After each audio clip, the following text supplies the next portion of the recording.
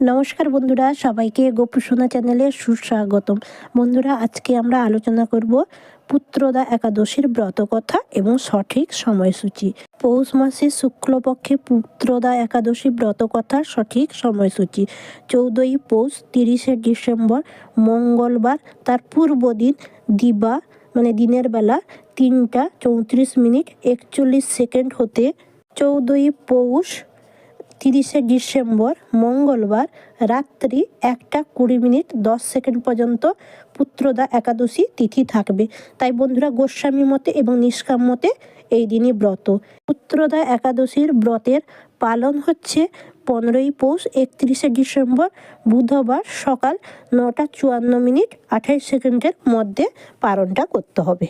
মহারাজ যুধিষ্ঠির প্রশ্নের উত্তরে শ্রীকৃষ্ণ বলিলেন, পৌষ মাসের শুক্লপক্ষে শ্রী পুত্রদা একাদশীর ব্রত কথা। পৌষ মাসের শুক্লপক্ষে একাদশীর নাম পুত্রদা একাদশী। শতযজ্ঞ কিংবা তপস্যা ইহার সমান নয়। মহাভাগ্যবানগণ এই ব্রত পালন করে সকল পাতক ধ্বংস হয়ে যায় এবং বিদ্বান যশস্বী হয় সেই প্রতি। ভদ্রাবতী নামক এক নগরে রাজা ধর্ম আত্মা সুকেতুমাল তার পত্নী শৈবা বাস করতেন।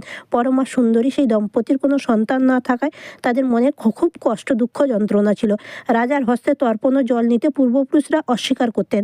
রাজা নিরাশ হয়ে চিন্তা করলেন, পুত্রহীন ব্যর্থ জীবন কী করে থাকা যায়। রাজা সুকেতুমাল একদিন সবার অলক্ষ্যে আড়ালে শোকাকুল চিত্তে অশ্ব পিঠে চড়ে গভীর জঙ্গলে প্রবেশ করলেন। এই এক সরোবর তীরে পুজোয় রত রয়েছেন মুনিগণ। তাদেরকে দেখে রাজার মন খুব আনন্দে ভরে গেল। করজোড়ে সবাইকে প্রণাম জানালেন রাজামশাই। রাজাকে দেখে মুনিগণ জিজ্ঞাসা করলেন, হে নৃপতি, আপনি মনে এলেন কেন? তখন রাজা দুঃখ ভরে বলিলেন, আমি এক পুত্রহীন কুলাঙ্গার। এই ব্যর্থ জীবনে আর কি প্রয়োজন? বহু ধর্মকর্ম করেছি, তথাপি পুত্রের মুখ দর্শন থেকে বঞ্চিত হয়েছি। মুনি ঋষি দর্শনে কার্যসিদ্ধি হয়। কি করলে আমি পুত্রের মুখ দেখতে পাবো, সেই উপদেশ আমাকে দান করুন। রাজার কথা শুনে মুনিগণ বলিলেন, অদ্য আজ পুত্রদা একাদশী ব্রত, তা পালন করবার জন্য আমরা সবাই একসঙ্গে সমাবেত হয়েছি। আপনি পুত্র লাভের জন্য এই ব্রত করুন। পূর্ণরূপে উপবাস, রাত্রি জাগরণ, হরির নাম, হরিগান শ্রবণ, কীর্তন শ্রবণ করুন। সুকৃতির ফলে সে পুত্রদা ব্রত পালন করতে পারেন, তার যোগ্য পুত্র লাভ করা যায়। মুনিগণের কথা মতো রাজা সুকেতুমাল মনের আনন্দের সৎসঙ্গে ব্রত সমাপ্ত করলেন। পরের দিন যথাবিধি মতো পালনও করলেন। তারপর মুনিগণের আশীর্বাদ গ্রহণ করে আপন প্রাসাদে ফিরে এলেন। কিছুকালে পরে মহারানী শৈবা হলেন গর্ভবতী।